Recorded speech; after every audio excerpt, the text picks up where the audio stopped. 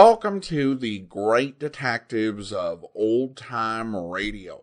From Boise, Idaho, this is your host, Adam Graham. If you have a comment, email it to me, box13@greatdetectives.net. Follow us on Twitter at Radio Detectives, and check us out on Instagram, instagram.com/greatdetectives. I do want to encourage you, if you are making travel plans, to remember JohnnyDollarAir.com. JohnnyDollarAir.com is a Priceline affiliate link. So if you purchase travel arrangements through JohnnyDollarAir.com, part of your purchase supports the Great Detectives of Old Time Radio at no additional cost to you. So remember, when making your travel plans, check JohnnyDollarAir.com first. Well, now it is time for this week's episode of yours truly, Johnny Dollar. The original air date, January 12th, 1954, and the title is The Celia Woodstock Matter. For your listening enjoyment, John Lund as Johnny Dollar. Is this Mr. Dollar, the insurance gentleman? That's right. Well, this is Captain Lyle Woodstock. I was given a message that you telephoned. Oh, yes, I did. Your insurance company wanted me to look into this trouble with your wife. Wonder when I could see you. At your convenience. But it's not trouble yet. It's quite possible that nothing is wrong at all. Oh? Well, I understood that you were worried about her disappearance. That you hadn't heard from her in over a week. Isn't that it? Yes, but I'll explain it all to you. But as I said, in spite of her absence, it's entirely possible that nothing is wrong at all. All right, Captain Woodstock. I'll be out to talk to you this afternoon.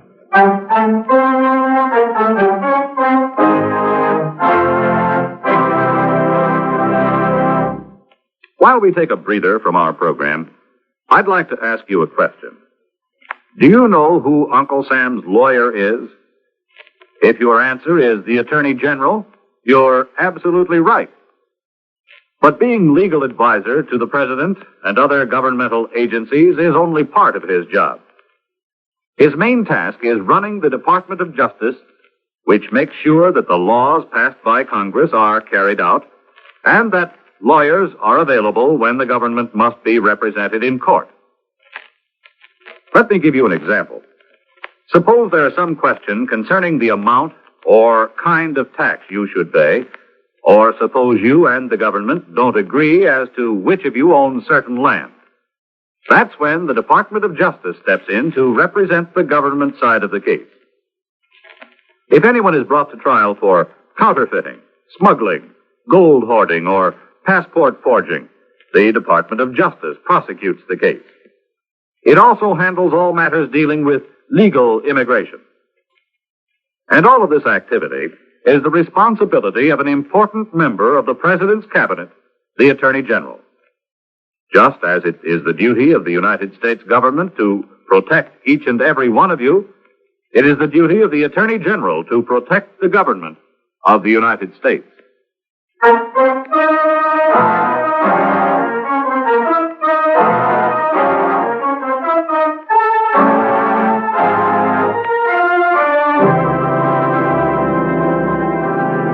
Expense account submitted by Special Investigator Johnny Dollar to Home Office, Washingtonian Life Insurance Company, Hartford, Connecticut. The following is an accounting of expenditures during my investigation of the Celia Woodstock matter. Expense account item 1, $25.50. Car rental and mileage to the Woodstock home, off the highway just east of Bridgeport. There was a large frame house, shuttered against the winter wind blowing across Long Island Sound.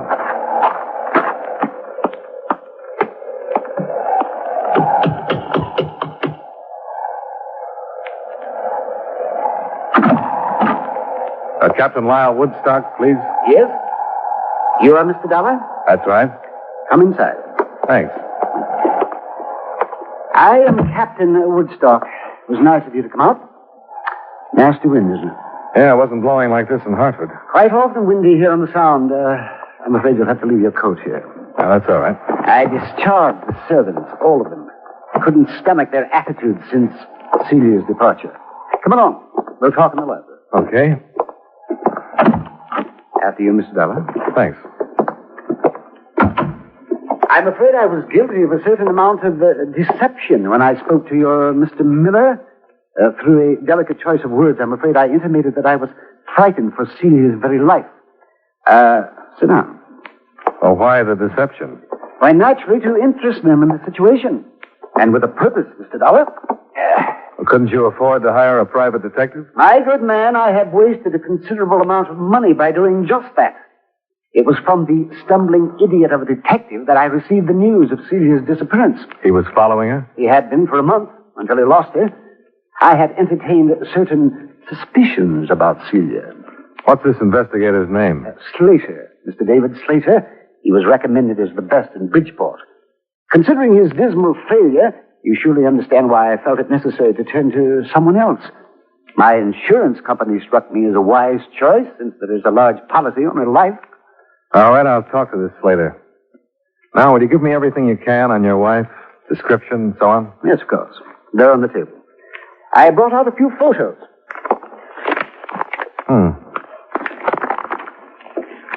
How old? 27. Oh, yes. That one was snapped on Mondego Beach. Very striking woman, isn't she? Yeah. And this one was taken while we were anchored off Hero last summer. You got around. Travel has its advantages, Mr. Donner. This your boat? Yes, in dry dock at the moment. As a matter of fact, I met Celia when I put into Las Cruces instead of Acapulco. And it seemed that she, too, wanted to travel. Where do you think she's traveling now? I haven't the faintest idea. As I started to tell you, I've been troubled by certain suspicions. She was seeing entirely too much of a young doctor in Bridgeport. His name is Masterson. Dr. Charles Masterson. You think he could have something to do with her disappearance? Is that what you mean? I shouldn't like to say. I believe that she is a quite perfect physical specimen, yet she visited this doctor fellow at least 3 times per week. Yeah? Anything else? As a matter of fact, yes. We were in Acapulco 2 years ago when anchored off The rest of the story wasn't too far from typical, although I don't meet too many of the breed. A, the 55-year-old Woodstock, captain because he owned a schooner, had dedicated his life to what he called adventure. And B, the 28-year-old Celia, had also dedicated her life to what she called adventure. The results were a number of voyages. And finally, Celia Woodstock's disappearance.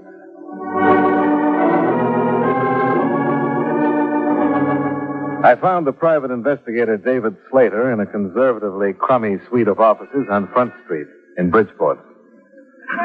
Well, you've met him, so you know what type he is. Yes, I followed his wife. Oh, what did she do? Got a report on every move she made for months. You want to see it? Not if you remember the highlights. What about this Dr. Charles Masterson? Well, doctors are hard to pin down, you know that. Went to his office 3 times a week, but she never met him anyplace else. Maybe she was sick. Her husband says no. Well, I didn't find out. I couldn't have talked to the doctor without letting out who I was. Yeah, the nurse who quit the day before I left the case. You didn't talk to her? I was going to, but after I left, I didn't. Why should I? Do you know who she is, where I can find her? Yes, her name is Janet Squire. She went to work in the Red Cross Blood Collection Center up on Union. Good, thanks. Now, what about the day Mrs. Woodstock dropped out of sight? Was there anything special? Why, sure there was something special. I wouldn't have lost her. I'm no rookie in this business. She bought a ticket to New York City on the 345. So did I. I got in the same car that she did. I didn't see her, but I figured she was powdering her nose or something. When she didn't show before the train left, I went through the rest of the cars, but I never picked her up after that. She knew you were tailing her, huh? Well, she must have. Must have got on the car and then right off. That and the money she drew out of the bank makes me think that she was running out on old Woodstock and nothing else. No money was mentioned to me. Well, that's funny. Woodstock knew about it. $2,000 the morning she left. Huh. I wonder what else that old renegade is holding out on me. The phone calls she made? No, he didn't say anything about phone calls. She made quite a few from public booth. I finally got into one next door. I couldn't get the number, but she talked to somebody named Sprague. She didn't say much but the name, and then asked, where do you want me to meet you? And when she was answered, she said, all right, I'll let you know when everything is arranged. Well, that's all. Well, that's enough for me. If he thinks he's got a free wife chaser, he's mistaken. You gonna drop it? Sure, that's the way it is. I gave up that kind of work a long time ago. I don't like it.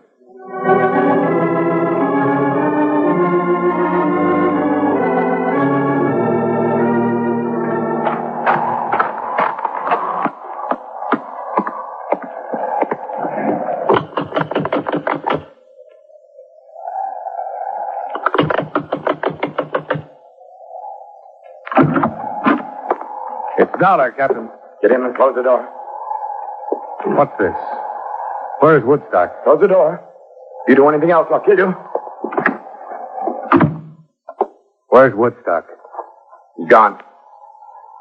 Now walk backwards. Down the hall. Why? Go on or I'll shoot.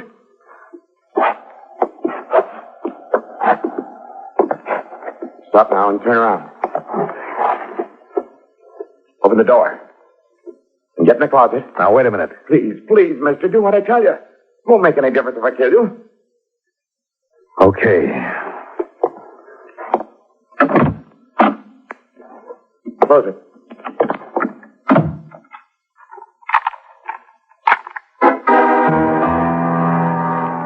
When I heard the front door slam, I started kicking my way out.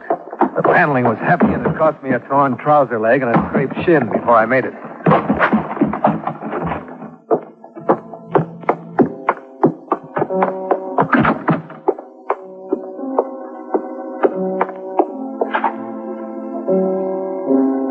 Mrs. Woodstock. Mrs. Woodstock.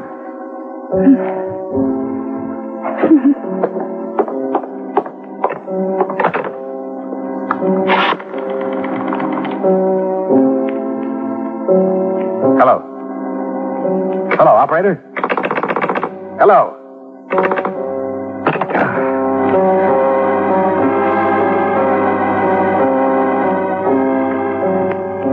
He'd given himself some more time by pulling out the phone wires, but it took less than 5 minutes for me to cover some 200 yards to the nearest neighbor, explain myself, and get through to the Bridgeport police. A short time after that, I met Homicide Lieutenant Al Jester, and with him, watched 2 ambulance attendants start Mrs. Woodstock toward the hospital. Oh, Joe, you're in the lumbar cases. Keep your feet down. What's the condition, boys? Can you tell? It's bad, Lieutenant. A right lung. Yeah, no chance of a statement. We'll do what we can, Lieutenant. Hold it, Joe. All right. I got your steps. Right. Well, I guess it depends on her how easy or how hard this is going to be. Yeah, but better not count on it. I've been disappointed too often. How did Slater's story strike you? Well, I had no reason not to believe him. He said as far as he was concerned, the girl was running out on her husband. The more I saw of it, the more it looked that way to me, too. Then I came out here to drop the case, and it blew up in my face. The man you described, could he have been this Sprague? Yeah, he could have. I didn't ask him. He was half crazy. If he was Sprague and I'd thrown the name at him, he'd have killed me. It was that bad. Could you describe the gun? Yeah, it was a cheap revolver, nickel-plated with a short barrel. Caliber was .32. You sure of that? Oh, I guess a smart lawyer could keep me from swearing it was a .32, but it was. I'll take that. I got only one definite thing out of him. He said Woodstock was gone. That's all he'd say. Then he put me in the closet. I didn't hear him drive away. I was kicking up some noise getting through that door. But the people in the house where I phoned said they saw the car leave. It's the next house, that way. I'll check. Lieutenant Jester. Yeah. You better go upstairs. We're shooting up there, too. Where? In the hallway toward the back. There's no question about this one. He's dead.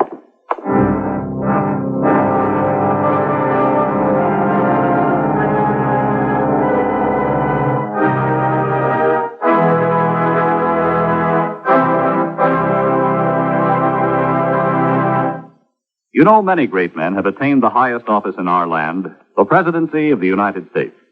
Can you guess the name of this man? As a statesman, he showed great strength. He was a defender of religious liberty and continually attempted to strengthen the national unity of the state. He influenced the writing of our Constitution, and with Alexander Hamilton and John Jay, wrote the famous Federalist Papers, considered one of the best analyses of the Constitution. He ran for the first United States Senate, but was defeated. Then he served an 8-year term as representative from Virginia. During the War of 1812, when the British attacked Washington, D.C., He and his wife were forced to flee for their lives. If you don't have his name by now, here's one more clue. During his administration, Louisiana and Indiana joined the Union. Who was he? James Madison, 4th President of the United States. His life is part of your American heritage. And now, with our star, John Lund, we bring you the second act of Yours Truly, Johnny Dollar.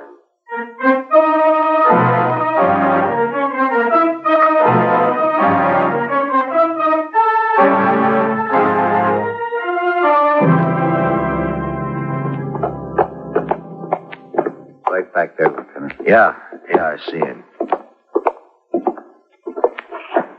Woodstock? Yeah, let me see. Yeah. That's who it is. Get some light on in the room, huh? Yes. Shot from behind. There's a gun on the floor, Lieutenant. Yeah, that guy told you Woodstock was gone, Dollar. Well, he couldn't have been more right, could he? I guess not. Well, let's get out of here until the photographers show up.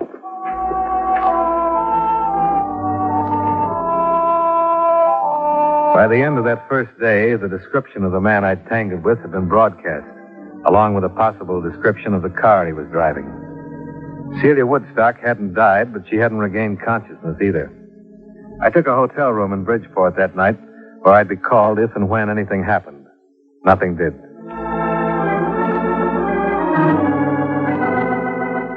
The next morning, I went to the Red Cross Blood Collection Center to talk with a nurse who had recently resigned from the office of Celia Woodstock's friend and/or doctor. Mr. Clark and Mr. Gibson, please. Yes, ma'am. Yes, yes, please. I'd come in with my mind tossing motives for murder around.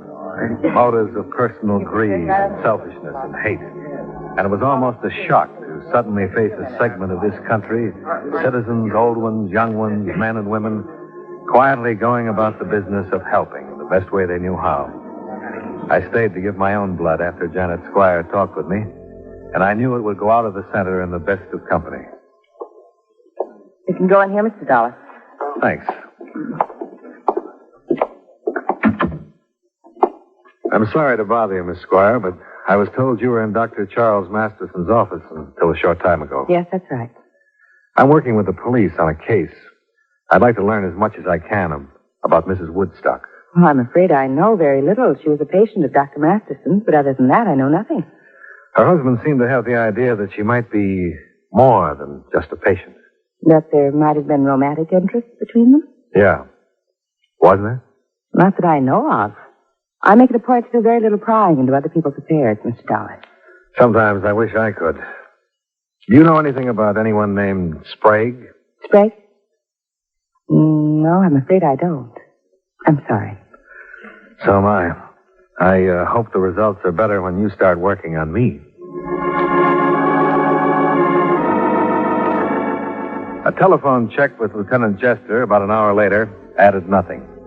He'd been in communication with Mexican authorities, but they were unable to come up with any leads on Celia Woodstock or even any proof that she'd been in the Acapulco vicinity 2 years ago when Woodstock told me he had married her.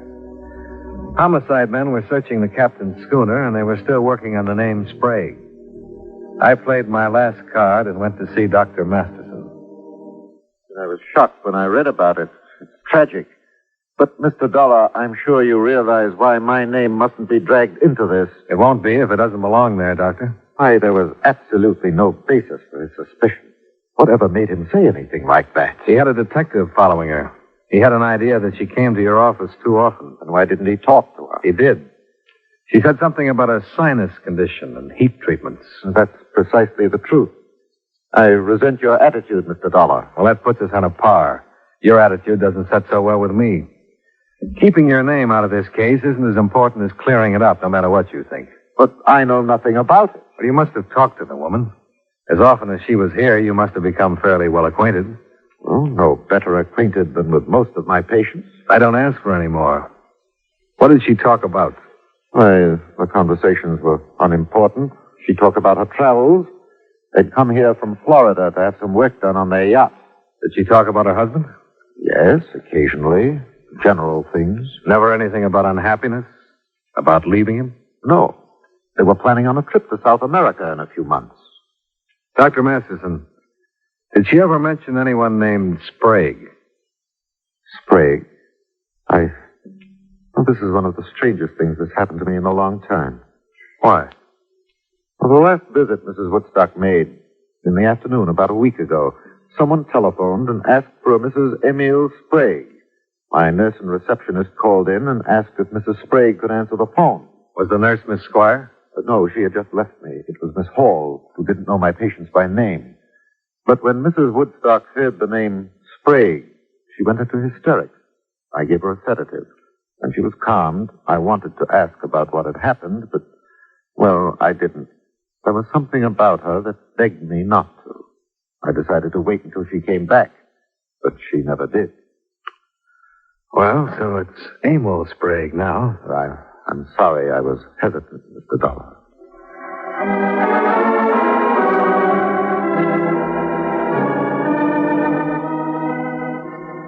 Well, it's in the works and all. We'll see what we can make out of it. How's Mrs. Woodstock? Still alive. Those chest things are bad, though. Here's how the shooting stacks up so far. She was wounded by 38 caliber slugs. The husband was killed by 32s. So if you were right on your gun description, the man you ran into killed the husband. What does that leave us? Woodstock killing his wife? Well, he was shot from behind while he was going into the upstairs room, apparently chased up there. He had a gun in his hand that he dropped when he was hit. That was the gun we found on the floor, the 38 caliber. Ballistics hasn't run any comparison test yet. No, not yet. I'll let you know as soon as we get a report.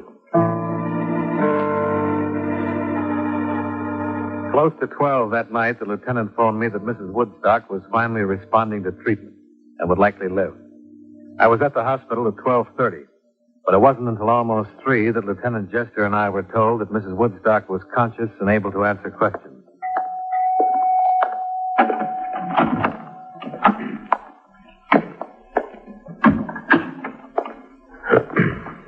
Good morning, Mrs. Woodstock. You feeling better? My name is Lieutenant Jester, and this is Mr. Dollar. We're both interested in what happened at your house the other evening. Mrs. Woodstock, do you understand what we're saying to you? Do you understand? My husband, Lyle, they told me he's all right. Is he? Well, he was shot. Did they tell you that? Yes. Do you know who did it? Yes, I know. I was there. I remember. We wish you'd tell us, Mrs. Woodstock. Emil Sprague? Yes. Yes, Emil. No one else was there. He made me go. Made you go where? To my house and talk to my husband. Emil Sprague made you go? Why? How could he make you go? Because I'm Mrs. Ann. You're Mrs. Emil Sprague? You were married to Sprague. Your marriage to him was never ended, but you married Woodstock anyway. Yes. I was wrong. I lied. I didn't tell him. Then it was money. He wanted money. Sprague did? Yes. I didn't know where he was. In Mexico. I had to get away. And I married my husband. That's all it matters. I'm afraid it isn't. Sprague followed you here. In Florida. I begged him not to. That $2,000 you drew from your bank. I gave it to him. But it wasn't enough. He made me stay with him. He made me go with him for more money. And my husband, I tried to make him understand. He wouldn't. He blamed me, called me things. Once the drawer. Why didn't he shoot him? Did it me? Are you sure of that? Woodstock shot you? Going to the drawer. I remember. Turning around with a gun. That's all. Huh. Do you know where Sprague would go? Back to Florida. Well, we don't think so. We've got a good description of him and the car he was driving. We think he's still in Bridgeport someplace. You said you were with him. Where? We had a room on Commercial Street, 713. Is it a rooming house? No, a big building. Apartments. Which one is Spriggs? It's number 12 on the second floor. Does he have a phone in the room? Yes. Elmwood 42132. Thank you. We won't bother you anymore. Thanks, Mrs. Woodstock. I want to help my husband. I'll do anything I can. I want you to know that. We'll tell him, Mrs. Woodstock.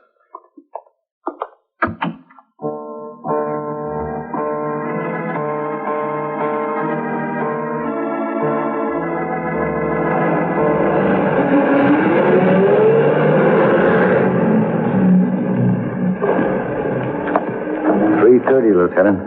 The men should be set at the back of the building. All right, Sergeant. You'll go on with me.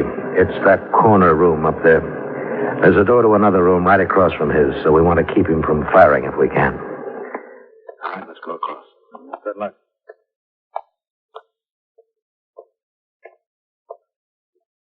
Lieutenant! The window! He's onto us. He's been watching at the window. I saw him move. Well, we better see what you can do on the phone then, Dollar. Phone? We thought if you couldn't catch him off guard, we'd try and talk him out. And there's a payphone in the hallway.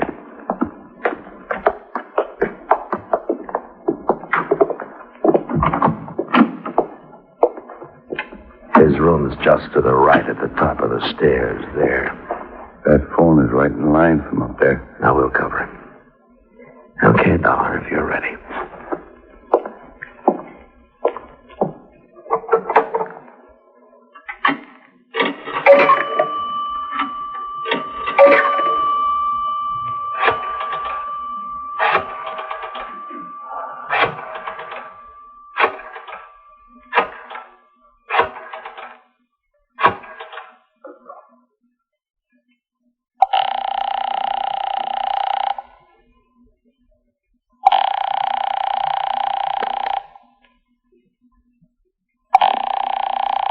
He won't answer. It's ringing. I didn't hear it upstairs. He'll do something with it.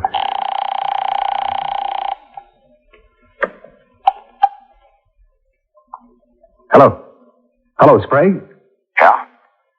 We just got a complete statement from Mrs. Woodstock. Your blackmail, the works. She's alive? Yeah, she's gonna make it. I thought she was dead. I saw her fall. I killed him because I thought she was dead. If I'd have known, I wouldn't have killed him. I should have found out. You should have done a lot of things. What we want you to do right now is give yourself up without any trouble. Every door in the building is covered by police. We want you to come out of your room and down the stairs with your hands out where we can see them. Do you understand that?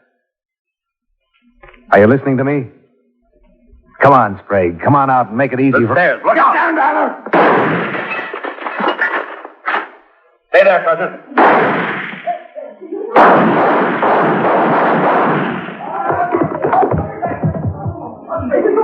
Be careful. It's all right. Sprague? Sprague? He's dead, Lieutenant. Sergeant? Yes, sir? I'll go phone in. Keep the people away as best you can.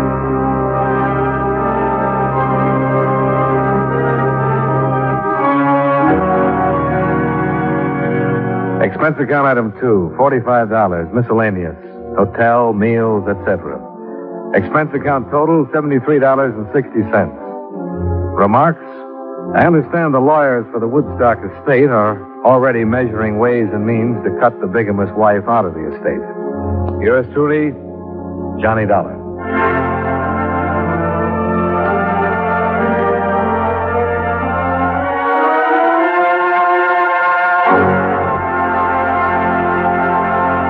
Yours truly, Johnny Dollar, stars John Lund in the title role and was written by Gil Dowd with music by Eddie Dunstetter. Featured in tonight's cast were Howard McNear, Victor Rodman, Ken Christie, Virginia Gregg, Bill Conrad, Edgar Barrier, and Jim Nusser. Yours truly, Johnny Dollar, is transcribed in Hollywood by Jaime Del Valle. Yours truly, Johnny Dollar, has been a presentation of the United States Armed Forces Radio and Television Service. Welcome back. Well, this is yet another script used from the O'Brien era. This one I think is good for the way it keeps you guessing. Certain scripts, both on Johnny Dollar and on other programs, you listen to and you get a quick sense of, okay, I have heard this type of story before. I know exactly what type of story this is going to be. This one, you start out kind of thinking, okay, this is going to be a type of story about an older man and his younger wife, and he's probably secretly done away with her. And at another point, well, maybe when he's missing, she has done away with him. But it kind of gets a lot more complicated with a lot of different layers that get added in. Personal relationship-wise, the story is about a train wreck, but I think it's a well-done train wreck story. One key diff is the way that the blood donation was emphasized, or the way it particularly would have hit listeners in March of 1951.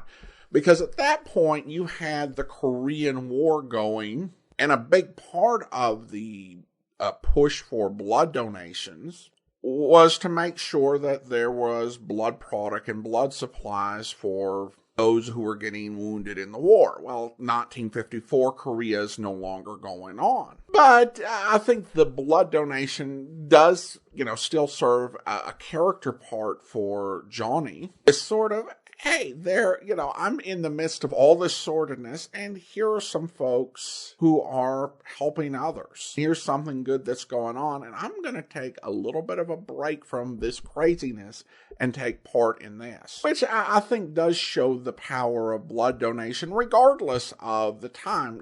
There are some folks who think of blood donation only as something that is really important in times of crisis or emergency. But as they say, the need really is constant. Now I want to go ahead and thank our Patreon supporter of the day. And I want to thank Debbie. Debbie's been one of our Patreon supporters since October 2015. Currently supporting the program at the Detective Sergeant level of $7.14 or more per month. Again, thanks so much for your support, Debbie. And that will actually do it for today. If you are enjoying this video on YouTube, be sure to like the video, subscribe to the channel, and mark the notification bell. We will be back in 2 weeks, another episode of Johnny Dollar. Next week, join us for an encore presentation. But coming up tomorrow, listen for Tales of the Texas Rangers, where Radio was buzzing with calls as I drove in. KTXA's ordering roadblocks set up on every highway near here for 100 miles. Yeah, I know. I phoned in a description of a stranger who was at the dance tonight. Yeah, I heard it. Let's hope they can pick him up. Well, they'd have got him sure if I'd had the description earlier, but it took almost an hour to get Miss Rogers so she could talk. Is she the dead man's wife? Yep. Saw the whole thing then, huh? No, she was inside when it happened. Come out and found the body. Well, then why the pickup for the stranger in particular? Rogers have trouble with him? Just words. Nothing anybody saw. Tried to force Miss Rogers to dance with him, the way she tells it. Rogers come along, saw what was going on, and ordered the fella out. Whole thing happened less than 2 hours ago. The killer can't be too far away, then. Yeah, far enough. Yeah, but if the roadblocks don't pick him up, we'll know he's either living or hiding within a 2-hour ride from here. Could be 100 yards away or 100 miles away. Even then, he might not be the one. Over 60 couple at the dance tonight. Any one of them could have stepped outside. I haven't let a car pull out since I got here. Good. You shake everybody down? Yeah, didn't find anything on anybody, though. Deputy has 2 knives and a gun that were ditched under benches when he started searching. Knives clean? As far as I could tell. We'll send them through to Austin, make sure. If there's any blood left on one of them, the lab will find it. Yeah. We're not going to have to wait for that, though. Not if the killer's still around. Why? This wound on Roger's throat cut the jugular. See how the blood spurted out. Killer couldn't miss getting some of that blood on his clothes. I hope you'll be with us then. In the meantime, do send your comments to box13@greatdetectives.net. Follow us on Twitter at Radio Detectives and check us out on Instagram, instagram.com/greatdetectives. From Boise, Idaho, this is your host, Adam Graham, signing off.